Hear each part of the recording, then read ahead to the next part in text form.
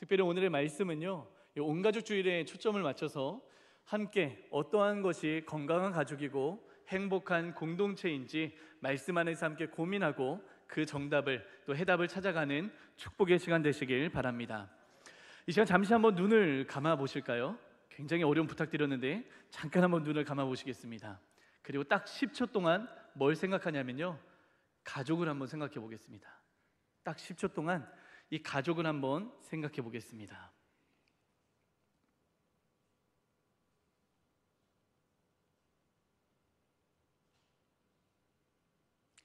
이제 눈을 뜨셔도 됩니다. 제가 1부 예배 때는 15초를 드렸거든요. 네, 지금 2, 3부 때는 10초만 드렸습니다. 근데 여러분, 제가 지금 딱 10초의 시간을 드렸지만 아까 2부 예배 때는 이 10초의 시간 속에서 어떤 분들은 눈물을 흘리는 분들이 계셨습니다. 그 눈물은 어떤 눈물인지 저는 바로 알 수는 없지만 아마도 과거의 가족을 생각하면서 또 사랑받았던 기억, 또 현재도 사랑하는 가족을 생각할 수도 있고요. 또는 과거의 가정을 통해서 상처받았던 아팠던 기억이 또 지금의 가정 안에서도 아픔의 기억들이 될 수도 있습니다. 또 어떤 사람은요, 내가 받은 거 말고요, 부모님에게 더 잘해드리지 못한 거, 자녀들에게 더 잘해주지 못한 것에 대한 그 10초의 시간 동안 그 미안한 마음을 생각하셨을 수도 있습니다. 이처럼 가족 공동체를 생각하면 각자의 생각이 다 다르게 나올 수 있습니다. 누군가는 행복, 웃음, 즐거움이고요, 또 누군가는 아픔, 또 미안함이 생각날 수도 있습니다.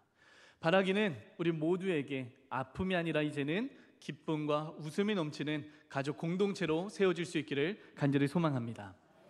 우리 성도님들은 TV 프로그램을 보실 때 주로 어떤 프로그램들을 보십니까? 저는 TV로는 잘 못 보고요, 핸드폰으로 유튜브를 통해서 가끔 TV를 시청할 때가 있습니다. 제가 어떤 프로그램에 좀 꽂혔었냐면, 혹시 고딩 엄빠라고 하는 프로그램을 아십니까? 고등학생들이 일찍 사고를 쳐가지고 애를 낳은 거예요. 그래서 이제 그들이 애를 키워가는 과정 속에서 가정의 그 불안전한 상태에서 자신들이 신청을 하는 겁니다. 그러면 이제 전문가들이 함께 또 보면서 진단해주고 어떠한 대안점이 필요한지에 대해서 이야기를 해주는 그러한 프로그램입니다. 근데 이 유튜브라고 하는 곳이요, 장점 중에 하나가 내가 재밌게 봤던 프로그램에 대해서 추천을 해줍니다. 또 다른 프로그램에 대해서. 또 다른 추천 영상이 떴는데 그게 뭐였냐면 결혼 지옥이라고 들어보셨습니까? 오은영 박사가 나오는 이 결혼 지옥이라고 하는 프로그램입니다. 한번 좀 보셨을 수도 있는데요, 이 결혼 자체가 지옥이다가 아니라 행복해야 될 결혼 생활이 왜 지옥이 되었을까? 이 질문을 통해서 우리 가정 안에서 문제가 뭘까를 또 점검하면서 대안점을 찾아가는 그러한 프로그램입니다. 여기서 이제 유튜브의 단점이 나옵니다. 장점은 내가 볼만한 것들을 추천해 주는데요, 단점은 계속 보게 된다는 거예요. 또 세 번째 추천이 들어왔습니다, 이 유튜브께서. 그래서 세 번째 추천 프로그램은 이혼 숙녀 캠프. 들어보셨습니까?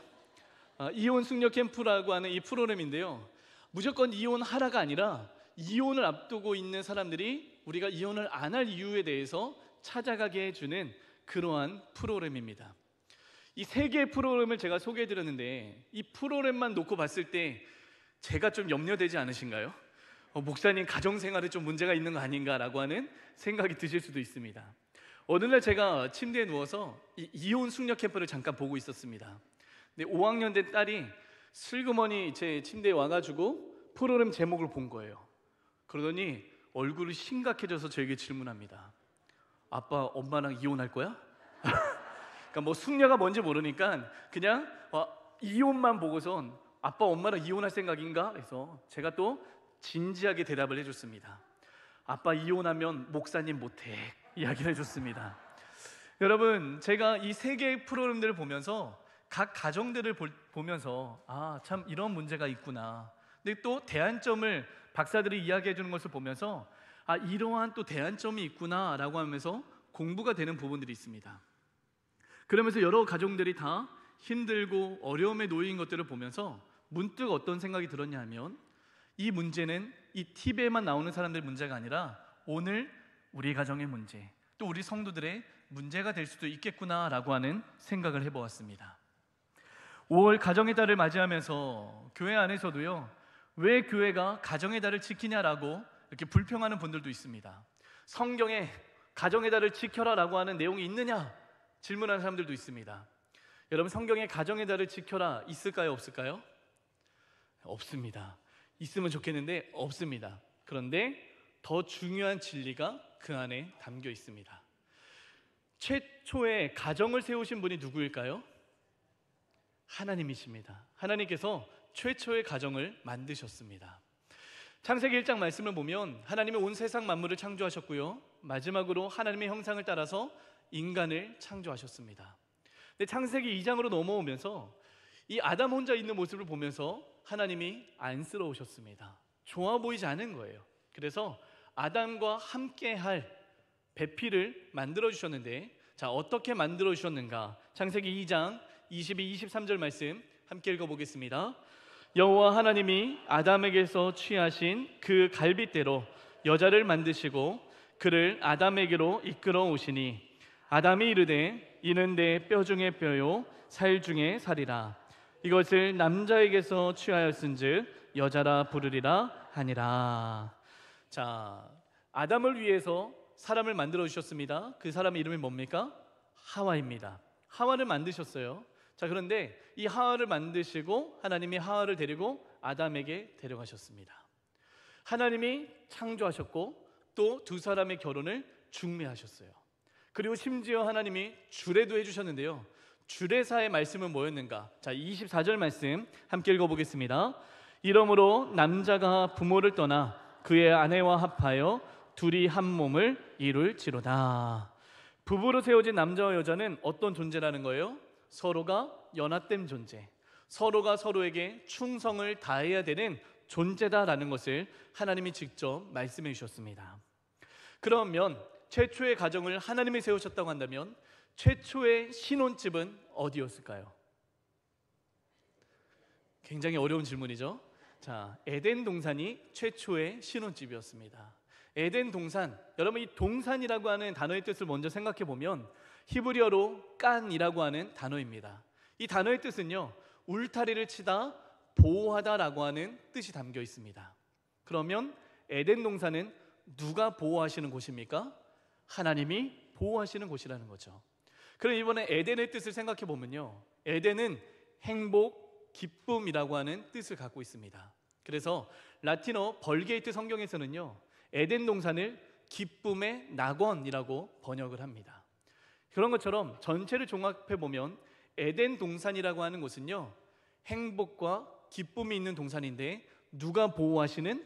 하나님이 보호하시는 기쁨과 행복이 있는 그러한 동산이었다라는 겁니다. 그래서 아담과 하와 최초의 가정은요, 하나님이 주시는 행복, 하나님이 주시는 기쁨으로 가득 넘치는 그러한 가정의 모습이었습니다. 자, 그런데 아담과 하와가 이 에덴 동산에서 쫓겨나게 됩니다. 어떤 이유 때문에 쫓겨났죠? 맞습니다. 선악과를 따먹었습니다. 하나님이 이것만큼은 먹지 말라 말씀하신 그 명령을 어기고 선악과를 따먹고 그들은 결국 에덴 동산에서, 그 행복과 기쁨의 동산에서 쫓겨나게 되었습니다. 그 이후에 아담과 하와의 가정 안에 어떤 일들이 일어났습니까? 가인과 아벨이라고 하는 아들들이 있었는데요, 가인, 이 형이었던 가인이 아벨을 어떻게 했습니까? 돌로 쳐 죽였습니다. 시기와 질투로 인해서 자신이 형이었던 가인이 동생 아벨을 죽였다라는 거예요. 이게 남의 일이 아니라 한 가정 안에서 일어난 일이었습니다. 최초의 가정은요, 행복과 기쁨이 있는 하나님이 울타리 쳐주는 공간이었지만 그곳에서 쫓겨난 가정의 모습은 어땠다고요? 살인, 최초의 살인이 일어나는 그러한 가정의 모습이 나오게 되었다라는 것입니다. 이러한 가정의 흔들림 가운데에 지금 우리에게 이르기까지 어떤 가족은 행복을 여전히 누리고 있는 가정이 있을 수도 있고요, 반대로 어떤 가정은 하나님으로부터 오는 행복이 없는 위태로운 가정에 놓여 있는 그런 가족들의 모습들도 있을 수 있습니다. 오늘 온가족 주일을 맞이하며 바라기는 우리 모든 남북 가족들이 건강한 가족, 행복한 공동체가 될 수 있기를 주의 이름으로 축원합니다. 그러면 어떻게 해야 되는가? 오늘 읽었던 이 여호수아 24장 말씀을 보면요, 이 여호수아 24장은 여호수아서의 가장 마지막입니다. 이 가장 마지막 절에서 여호수아가 모든 이스라엘 지파들과 모든 백성들을 다 불러 모았습니다. 그리고 여호수아의 마지막 고별 설교이자 유언을 담아서 어떤 말을 하고 있는가? 자, 본문 14절 말씀 우리 다시 한번 읽어보도록 하겠습니다. 그러므로 이제는 여호와를 경외하며 온전함과 진실함으로 그를 섬기라. 너희의 조상들이 강 저쪽과 애굽에서 섬기던 신들을 치워버리고 여호와만 섬기라. 빨간 글씨만 다시 한번 볼까요? 여호와만 섬기라. 여호수아의 권면은 분명했습니다. 너희들은 여호와만 섬겨라 라고 이야기해주고 있습니다. 그런데 여호와만 섬기기 위해서 필요한 것이 있었습니다. 그 필요한 것은 무엇이었는가? 방금 읽었던 14절에서 우리 중반절만 한번 읽어보도록 하겠습니다. 너희의 조상들이 강 저쪽과 애굽에서 섬기던 신들을 치워버리고, 섬기던 신들을 어떻게 하라고요? 치워버리고 제거하라 라고 이야기하는 겁니다. 또는 내려놓아라. 너희들의 우선된 것에서 그것을 이제는 바깥으로 버려라 라고 말해주고 있는 것입니다.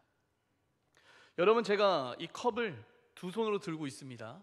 그런데 어떤 분이 저에게 앞으로 나와서 금 한 덩이를 선물로 주시겠다는 거예요. 그럴 일은 없겠지만 이제 그렇게 누군가 저에게 와서 그렇게 금 한 덩이를 주겠다라고 이야기합니다. 저는 이 금 한 덩이를 받기 위해서 어떻게 해야 됩니까? 물컵을 어떻게 해야 돼요? 내려놓아야 돼요. 근데 나는 금 한 덩이보다 이 물컵이 더 소중하다라고 생각해서 물컵을 끝까지 내려놓지 않으면 어떻게 됩니까?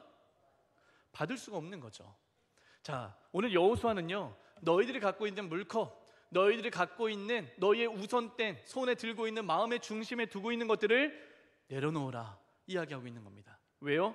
하나님을 섬길 때 더 큰 축복이 임하기 때문에, 더 큰 복을 받기 위해서 너희는 내려놓아라, 제거하라, 치워버려라 라고 권면해주고 있는 것입니다. 우리 성도님들의 가족은 무엇을 중심에 놓고 살아가고 계십니까? 어떤 것이 가장 중요한 가치로 여기며 살아가고 있습니까? 누군가는 학벌을 중심으로 여기는 가족의 모습이 있을 수도 있습니다. 또는 재력, 물질을 얼만큼 갖고 있느냐가 또 가장 우선된 가치일 수도 있습니다. 명예와 권력이 가장 우선된 가치일 수도 있습니다. 하지만 이 모든 것들이 하나님을 섬기는 데에 방해가 된다고 한다면, 이 모든 것들이 하나님 앞에서 합당하지 않은 것이라고 한다면, 우리는 하나님을 섬기기 위해서 여호수아의 권면처럼 과감하게 제거할 수 있는, 내려놓을 수 있는 믿음의 용기가 우리 모두에게 있어지기를 주의 이름으로 축원합니다. 이것을 제거하고 우리는 무엇을 선포해야 되는가? 본문 15절 하반절 말씀으로 우리 함께 큰 소리를 읽어보겠습니다. 오직 나와 내 집은 여호와를 섬기겠노라. 한 번 더 읽어보겠습니다. 오직 나와 내 집은 여호와를 섬기겠노라. 할렐루야. 이것이 우리의 믿음의 고백되어지기를 소망합니다.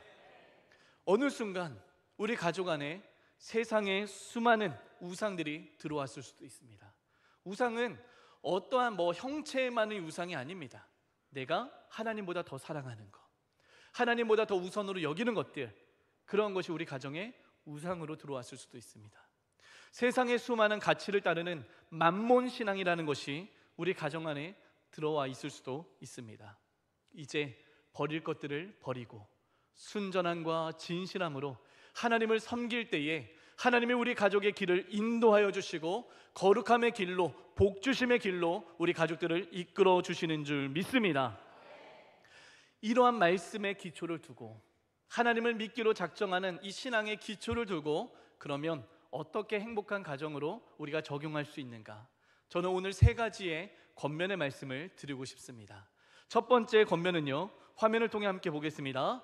관심을 켜는 온 가족이 됩시다. 우리 어떤 가족이 되자고요? 관심을 켜는 온 가족이 됩시다. 오프가 아니라 온, 관심을 켜 있는 믿음의 가족들이 되자라는 겁니다. 근데 여기서는요, 관심을 켜는데 두 가지의 관심이 필요합니다. 첫 번째 관심은 하나님을 향한 관심입니다. 오늘 하나님이 우리 가정에 원하시는 모습이 무엇인지, 하나님의 말씀에 귀를 기울이는 이 거룩한 관심이 우리 가정들 안에 일어나기를 소망합니다. 두 번째 관심은요, 가족들 서로 안에 관심을 키고 있어야 됩니다. 서로를 향한 관심을 갖고 이야기하고 나누고 그 가족들을 위해서 내가 채워줘야 될 것은 무엇인지에 대해서 고민하는 것이 필요합니다. 노벨 평화상 수상자였던 엘리 위젤이라는 사람은 이런 말을 했습니다. 사랑의 반대는 미움이 아니라 무관심이다. 사랑의 반대는 우리는 흔히 미움으로 알고 있지만 사실은 무관심이라는 거예요. 무관심이 더욱더 무섭다라는 것을 이야기하는 것입니다. 가정 안에서 무관심이 있으면 어떤 위험이 있습니까? 대화가 없어집니다. 소통이 단절되는 거예요. 그래서 정서적으로 서로의 거리감이 더 멀어지게 됩니다. 그리고 공간 능력도 상실하게 되고, 집에 들어왔지만 집 안에서의 정말 그러한 훈훈함들이 아니라 오히려 혼자 고립되어지는, 혼자 힘들어지는 혼자인 느낌을 갖게 하는 것입니다. 또한 자녀들에게 자존감 저하라고 하는 문제가 나올 수가 있습니다. 계속 자녀가 자신감이 없는 거예요.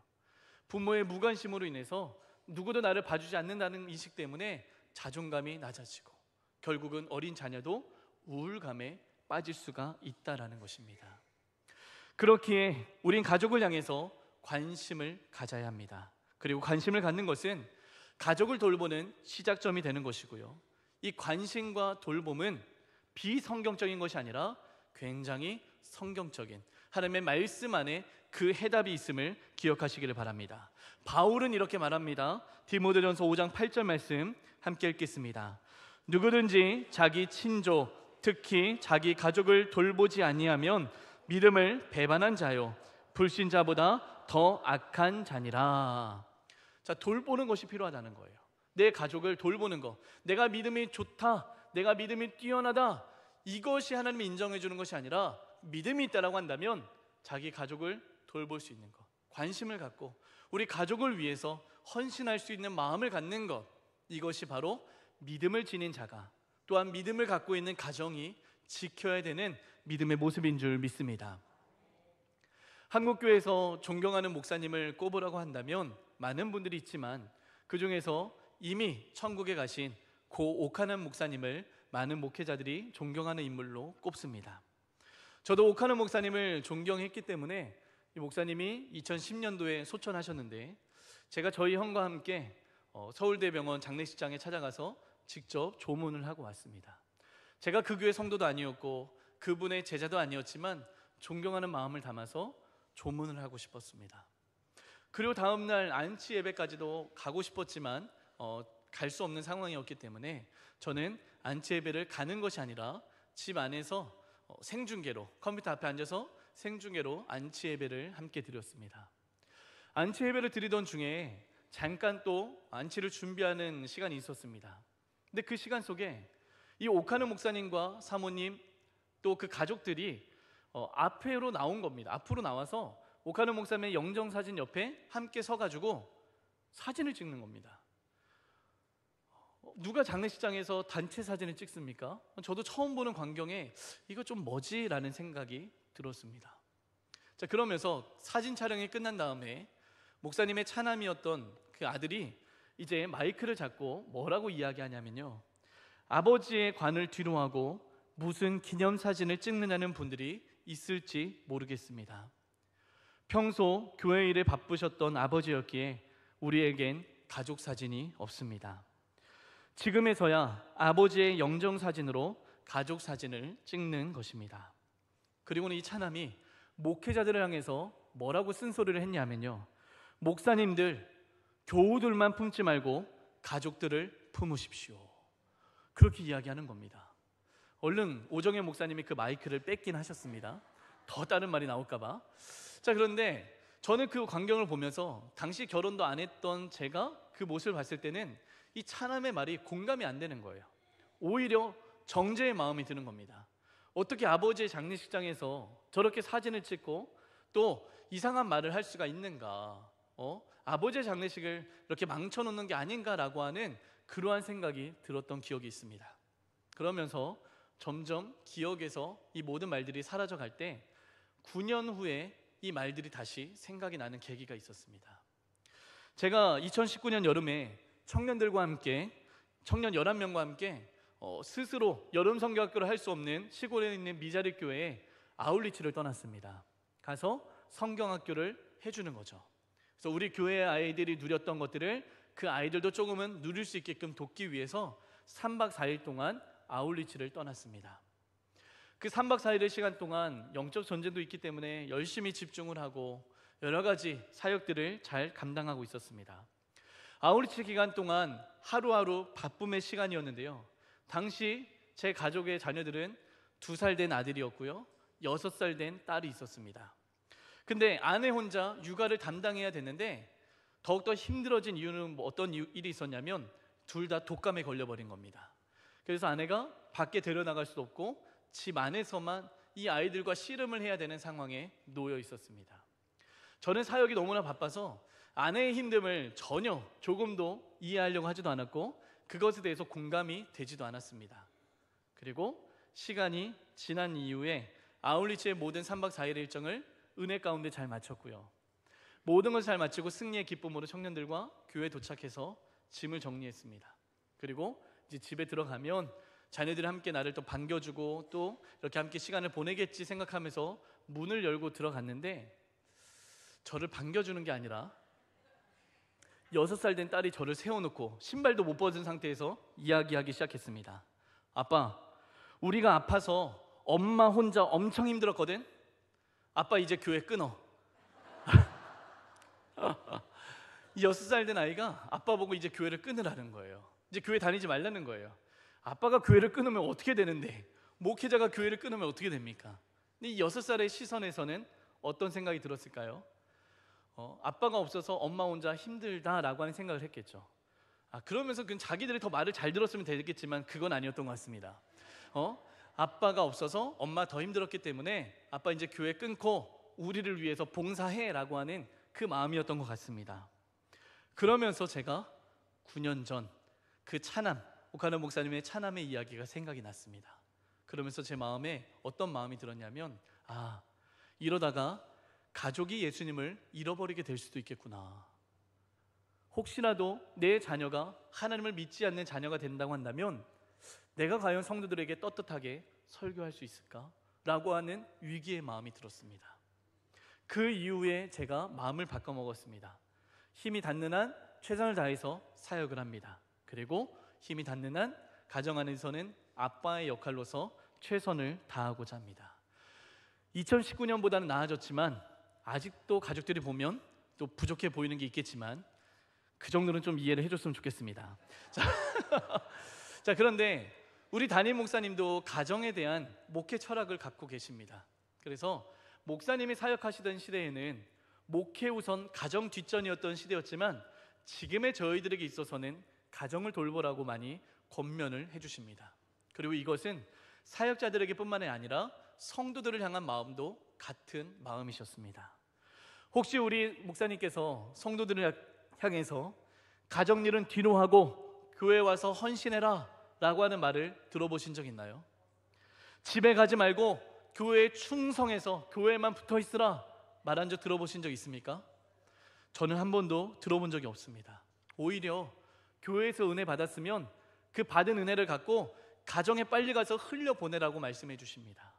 불신 배우자를 위해서 맛있는 반찬, 불신 자녀를 위해서 어떻게 섬길지에 대해서 은혜를 흘려보내라 라고 목사님은 그렇게 권면해오고 있다라는 것입니다. 왜냐?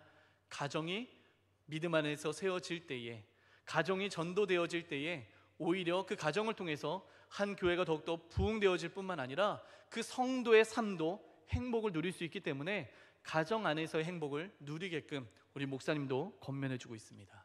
사랑하는 성도 여러분, 우리 성도님들은 내 가족을 향해서 관심을 온 켜고 있습니까? 아니면 오프 끄고 있습니까? 내가 내 살기 바쁜데 뭐 내가 가족을 챙겨라고 하는 마음이십니까? 아니면 나의 마음을 두고 가족 한 사람 한 사람을 생각하면서 내가 어떻게 그의 필요를 채워줄지 고민하고 계십니까? 제가 2부 때도 말씀드렸지만 이 관심을 갖는다는 것과 간섭한다라고 하는 것은 차이가 있습니다. 혹시 청소년 자녀를 두신 우리 부모들에게 말씀드리는 거는요, 내가 오늘부터 관심 가질 테니까 너 오늘 나한테 하나하나 다 말해 이렇게 하면요 자녀들 싫어합니다. 자녀들이 거리를 두고 싶으면 거리를 두세요. 그리고 그 거리를 둔 상태에서 내가 자녀를 위해 무엇을 해줘야 될지를 하나님의 지혜를 구하시는 겁니다. 때로는 용돈에다 편지를 써가지고 책상 위에다 올려놓는 것, 그것도 하나의 관심 표현이 될 수 있는데요. 아무튼 우리 안에 하나님이 주시는 지혜 안에서 우리가 이 적용점들을 찾아갈 수 있는 은혜가 있어지기를 간절히 소망합니다. 두 번째 적용점은 이렇게 드리고 싶습니다. 함께 읽어보겠습니다. 따뜻한 온 가족이 됩시다.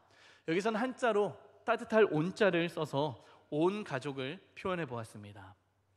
질문 하나 드려보겠습니다. 이 따뜻함이라고 하는 단어가요, 성령의 9가지 열매 중에서 어느 열매와 가깝다라고 생각하십니까? 성령의 9가지 열매 모르시나요? 자, 어느 것과 가까울까요? 온유와 가깝습니다. 이 따뜻함이라고 하는 단어는요, 온유라고 하는, 그래서 따뜻한 마음을 표현할 때 온유로 표현을 합니다. 화를 버럭버럭 잘 내는 사람을 향해서 당신은 참 온유한 사람이군요 라고 표현합니까? 그건 그 사람을 욕하는 겁니다. 자, 온유는요, 따뜻한 말과 따뜻한 행동을 하는 사람을 향해서 온유하다 표현합니다. 우리 성도님들이 만약 화가 날 상황에 놓여 있을 때 주로 어떻게 반응하십니까? 1번, 내 성격대로 그냥 다 쏟아붓는다. 후회함 없이 다 쏟아붓는 거예요. 자, 2번, 속으로 혼자 삭힌다. 3번, 온유한 마음으로 말하고 가르친다. 몇 번이십니까? 3번은 과연 몇 명이나 계실까요? 그럼 여러분, 성경적인 대답은 몇 번일까요? 3번입니다. 온유한 말과 행동을 갖는 것, 이것이 사실은 성경적인 가르침입니다. 이게 왜 성경적이냐? 자, 이번엔 디모데후서 2장 25절 말씀을 쉬운 성경으로 읽어보겠습니다. 또한 진리를 거역하는 자들에게도 온유한 마음으로 가르쳐야 합니다. 그러면 하나님께서 그들의 마음을 변화시켜 진리를 따르도록 만드실지도 모르기 때문입니다. 진리를 거역하는 자들, 곧 불신자 가족들을 이야기합니다. 그러한 사람들에게도 어떻게 하라고요? 온유한 마음으로 가르쳐야 된다는 거예요. 내가 먼저 하나님을 믿는 사람이라고 한다면 나의 불신 가족이라 할지라도 온유한 말과 행동으로 계속 끊임없이 노력해야 됩니다. 그러할 때에 이 온유함을 통해서 그 가족의 마음이 감동되어지고, 그 감동받은 마음을 통해서 내가 이 온유한 엄마 아빠의 성품을 닮아서 내가 교회 다니겠습니다, 내가 하나님을 믿겠습니다, 이와 같은 기적과 같은 일들이 나타날 수 있다라는 것이 방금 읽은 성경이 말해주고 있는 것입니다. 3대가 사는 한 가족이 있습니다. 누군가 방바닥에 물그릇을 놓았어요. 그만 어린 자녀가 지나가다가 물그릇을 쳤습니다. 그리고 물이 엎질러졌습니다. 물이 쏟아진 것을 보고 할머니가 먼저 달려와서 내가 먼저 보고 치웠어야 됐는데 내가 치우지 않아서 이렇게 됐다라고, 내 잘못이야 라고 이야기를 하십니다. 옆에 있던 아빠가 이야기합니다. 아유, 제가 물을 마시고 바로 치웠어야 되는데 제가 바로 치우지 않아서 그만 이렇게 엎질러졌네요. 제 잘못입니다. 부엌에 있던 엄마가 달려와서 제가 좀 더 세심하게 돌봤어야 되는데 제 잘못이에요. 그리고 이 모든 걸 들은 어린 자녀가 이야기합니다.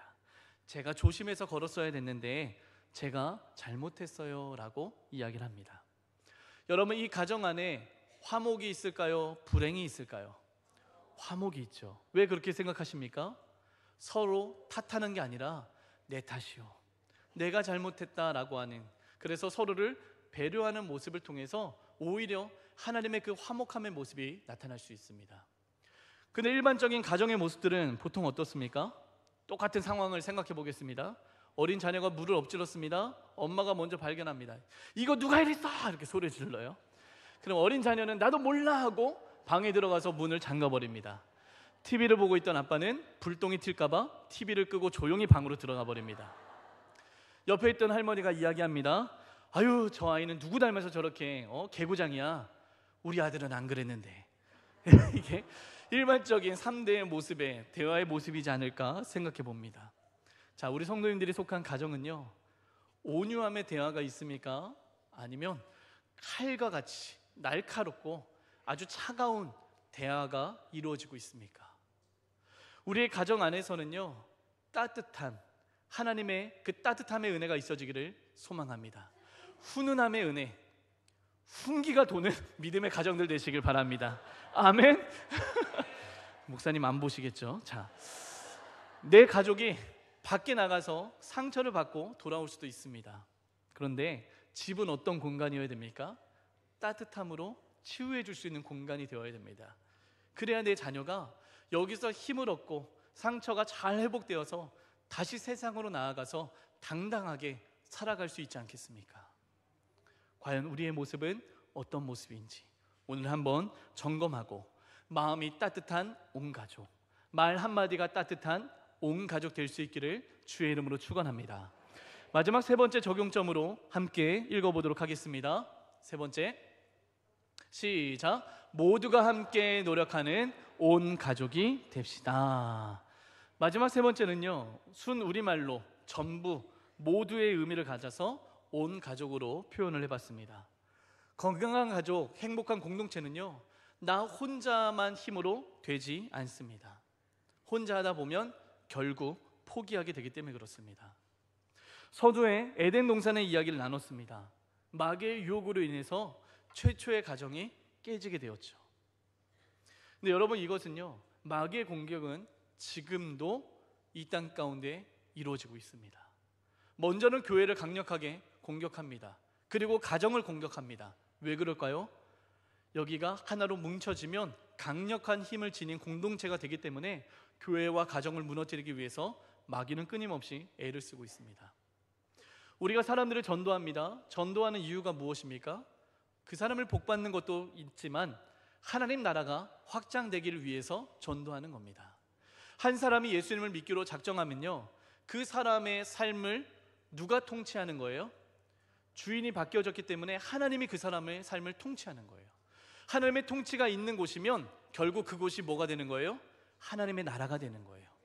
에덴 동산이 어떤 특징이 있었습니까? 하나님이 통치하시고 하나님의 울타리를 쳐주시는 공간이었어요. 그런 것처럼 오늘 하나님의 통치가 나에게 임한다고 한다면 내가 있는 곳이 곧 하나님의 나라가 되는 것입니다. 그래서 하나님을 믿는 자녀와 하나님을 믿는 또 다른 자녀가 결혼을 합니다. 그는 자연적으로 뭐가 되는 거예요? 하나님의 통치가 이루어지는 믿음의 가정이 세워지는 거예요. 또 그의 자녀들이 또 믿음으로 하나가 된다고 하면 하나님의 통치, 하나님의 나라가 또 확장되어지는 것입니다. 그런데 이것을 누가 가장 싫어할까요? 네, 사탄이라고 말하는 이 마귀가 가장 싫어합니다. 그는 믿음의 가정이 세워지는 것을 정말 싫어합니다. 가정 안에서 하나님을 예배하고 한 믿음을 갖고 살아가는 것을 마귀는 용납하려고 하지 않습니다. 그래서 화목함을 깨트리려고 하고 그 가정을 통해서 하나님의 영광이 드러나지 못하도록 끊임없이 애를 쓰고 있다는 것입니다. 제 아버지와 어머니는 이 목회자 부부는 아니십니다. 그냥 평신도 부부이신데 형과 제가 목회길을 걷다 보니까 가끔 목회자 가정으로 오해하시는 경우들이 있는데 일반 집사님으로 또 지금은 권사님으로 신앙생활을 하고 있습니다. 제가 중학교 1학년 시절부터 저희 가족은 모두가 교회 안에 헌신적으로 충성을 다하는 그런 모범스러운 가족이었습니다. 누구보다 하나님을 뜨겁게 사랑하는 믿음의 가족이었습니다. 그러던 어느 날 고등학교 한 1, 2학년쯤 되었던 시기로 기억을 합니다. 아버지가 어느 날 가족들을 모아놓고 어제 꾸셨던 꿈의 이야기를 좀 심각하게 나누려고 하시는 거예요.